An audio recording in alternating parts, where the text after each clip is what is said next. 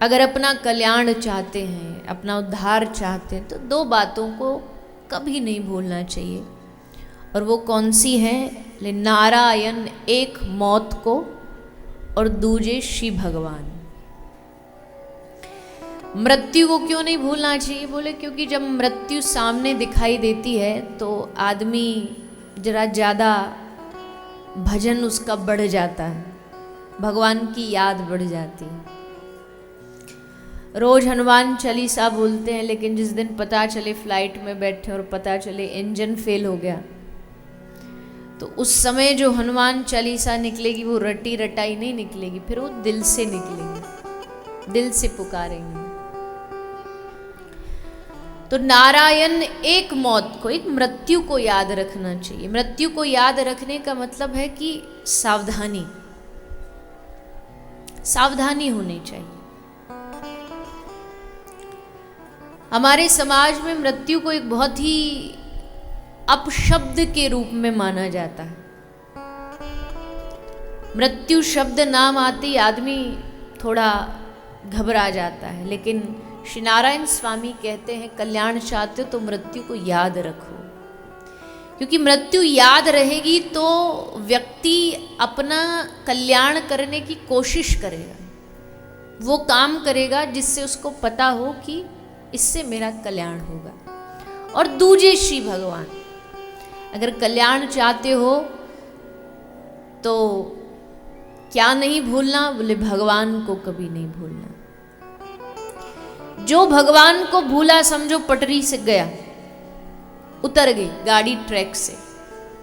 और जब गाड़ी ट्रैक से उतर जाती है तो जानते ना कैसी दुर्घटना होती है। आज ये दुर्घटना अक्सर हम इंसानों के स्वभाव में, बिहेवियर में, उनके घर में, परिवार में देख रहे हैं। ये दुर्घटनाएं, दुर्घटना मतलब चारों ओर जो अशांति है, चारों ओर जो हाहाकार व्यक्ति के जीवन में मचा, वो क्यों मचा है? क्योंकि वो ट्रैक से भटका हुआ है, भगवान को भूला बैठा है।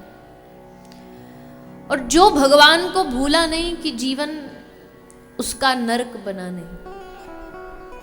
अब आप कहोगे नहीं जी, हमने तो ऐसे लोग को भी देखा है, बिल्कुल भगवान का भजन नहीं करते पर बड़ी मौज है, बड़ा ठाट बाट है। पर वो ठाट बाट आप कैसे देखते हो?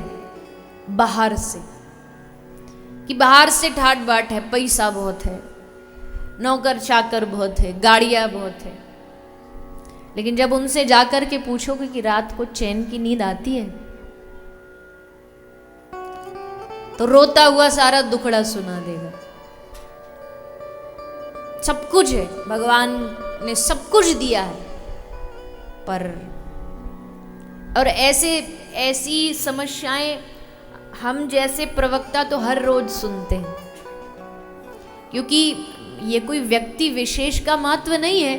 पर जब आदमी को लगता है ना वो दुखों से घिरा है, तो सबसे पहले वो कहाँ जाता है?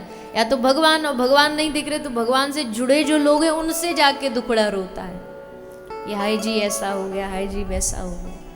तब समझ में आता, अरे भैया इसके पास बाहर से देखने में तो कितना बढ़िया लगता था, दुनिया चाहती है इसका जैसा जीवन मिल जाए, पर जब उसके जीवन में झांक करके देखो तो चारों ओर अशांति है। क्यों? क्योंकि भगवान नहीं है, आनंद स्वरूप भगवान नहीं। जिसके जीवन में आनंद कंद नहीं, उसके जीवन में आनंद आएगा कहां से? तो नारायण एक मौत को, दूजे श्री भगवान। भगवान को हमेशा स्मरण करके रखो, हमेशा याद, कभी भूलो नहीं। कोई भी दुनिया का सुख मिल जाए, दुख मिल जाए, कुछ भी जीवन में घटित हो जाए, पर हमेशा भगवान हमेशा साथ होने चाहिए। आप कहोगे जी भगवान साथ तो दिखते तो है नहीं, भले दिखते न हो, लेकिन जिनको भगवान से प्रेम है, जिनको भगवान से स्नेह है, उनको हर पल इस बात का एहसास होता है कि श्री कृष्ण उनके साथ है। श्री कृष्ण कहीं दूर नहीं गए उनसे। सूरदास जी जब चलते थे, सारी दुनिया जानती है, सूर अंधे थे, दिखता नहीं था, अंधे को लाठी की आवश्यकता होती है। तो सूर बाबा जब चलते लठिया लेकर के, तो अंधा व्यक्ति लाठी को जमीन पर टेक करके चलता है, पर सूर जब चलते तो जमीन पर लाठी नहीं टेकते थे। सूरदास जी लाठी को ऐसे सामने सीधा रख के चलते थे, सामने ऐसे पकड़ के उसको, अपनी छड़ी को, लाठी को चलते। तो किसी ने बाबा सूरदास से पूछा कि बाबा ये उल्टा बात, ये क्या करते हो आप? लठिया को तो जमीन पर टिका के चलना चाहिए, आप ऐसे सामने रख कर के काय को चलते हो?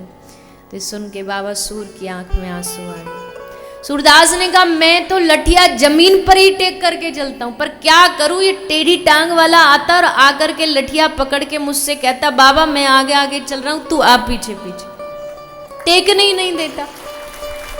मैं जैसे टेकने की कोशिश करता हूं, ये आकर के मुझे पकड़ करके ले जाता।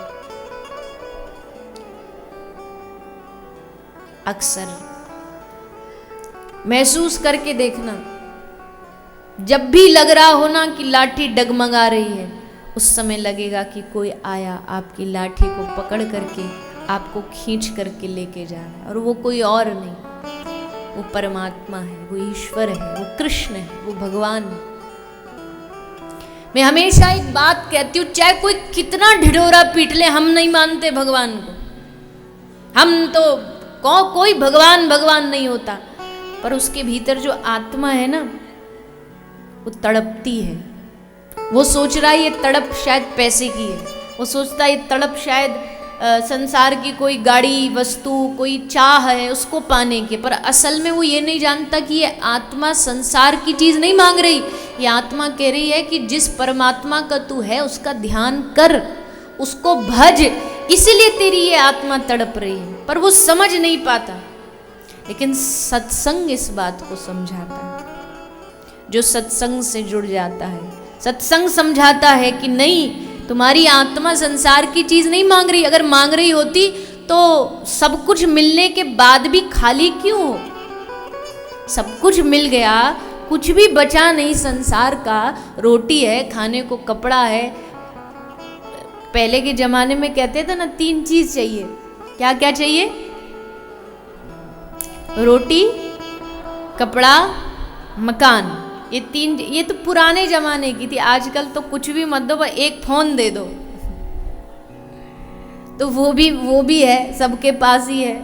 आदमी धरती पर हो ना हो, पर फेसबुक पर जरूर है, तो वो भी मिल गया है। कोई वस्तु बची तो है नहीं।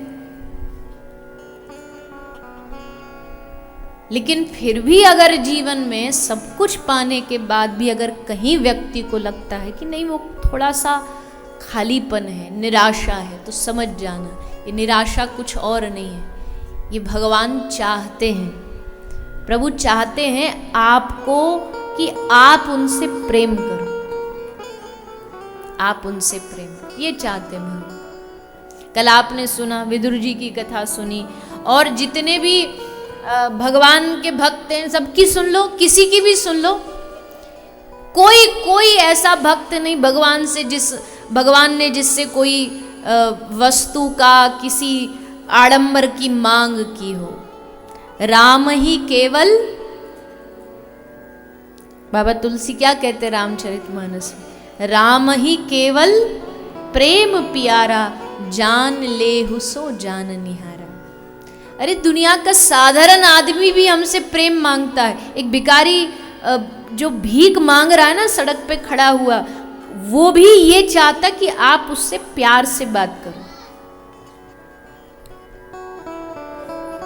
कोई व्यक्ति जा रहा है, भिखारी को सामने खड़ा, सेठ जी पैसा दो। सेठ जी ने जेब में हाथ डाला, पैसा था नहीं, वॉलेट लाना भूल गया। तो उसने उसके कंधे पे हाथ रख के कहा कि भाई माफ करना, मैं आज अपना बटुआ, पर्स, वॉलेट लाना भूल गया। तो जानते हो उस भिखारी ने क्या जवाब दिया? उसने मुस्कुरा के कहा कि साहब आप अपना बटुआ रोज भूल के आ जाया करो। क्यों? क्योंकि पैसा देने वाले तो बहुत मिलते, पर ऐसे प्यार से कंधे पर हाथ रख के कोई ये कहने वाला कि भैया माफ करना, भूला है, ऐसे आप पहले मिले, इसलिए रोज भूल के आ जाया करो। एक सड़क पे खड़ा भिखारी भी चाहता है कि आप प्यार की बात करो, प्रेम के 2 शब्द। तो फिर भगवान तो प्रेम की मूर्ति है, उनसे नहीं करेंगे तो किससे करेंगे? इसलिए कभी नहीं भूलिए, ये कथा, ये सत्संग बस आपको यही याद दिलाने आई है, भगवान को कभी भूलना नहीं। कोई परिस्थिति आ जाए, कैसी भी स्थिति आ जाए, दुनिया में सबसे नजदीक अगर आपके कोई है तो वो भगवान है। सबसे नजदीक कोई है, कभी साथ नहीं छोड़ते।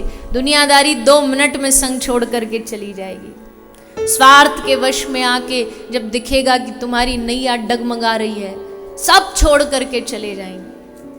कभी मत भूलना इस बात को। और अनुभव भी किया होगा, ऐसा नहीं है जितने बैठे दुनियादारी कैसी है सारे अनुभव किए बैठे होंगे, सबको अनुभव होगा। लेकिन एकमात्र भगवान ऐसे हैं, तुम भले उनको मानो मत मानो, पर वो हमेशा तुम्हारा ख्याल रखते, हमेशा तुम्हारा ध्यान।